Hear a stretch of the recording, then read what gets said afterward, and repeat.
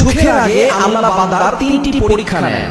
আপনারা যখন দেখবেন যে তিনটি পরীক্ষা আসছে, মনে করবেন যে আপনার কিছুক্ষণ পরে সুখ আছে, কিছুদিন পরেই আপনার জীবনের স্বস্তি চলে আসছে। কারণ আল্লাহ পাক রব্বুল আলামিন নিজে বলে দিয়েছেন, কোরআন খুলেন 30 নম্বর পারা 16 নম্বর পৃষ্ঠার 14 নম্বর লাইন, সূরা আশ-শারহ 6 নম্বর আয়াতে আল্লাহ বলেন, ইন্না মা'আল উসরি ইউসরা, there is happiness after suffering. কষ্টের পরে সুখ আছে, কষ্টের পরে স্বস্তি রয়েছে। সুতরাং আপনার দুঃখ কষ্ট চিরস্থায়ী নয়, আকাশে মেঘ সব সময় থাকে না, আপনার কষ্ট থাকবে না। সুতরাং এই তিনটি পরীক্ষা আল্লাহ রাব্বুল আলামিন যখন নিবেন, মনে করবেন তারপরে আপনার সুখ আছে।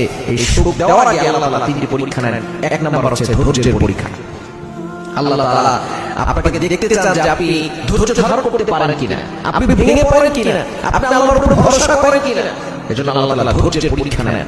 এজন্য আল্লাহ পাক রব্বুল আলামিন নিজে বলে দিয়েছেন, তোমরা ধৈর্য ধারণ করো, ইন্নাল্লাহা মা'আস সাবিরিন, নিশ্চয়ই ধৈর্য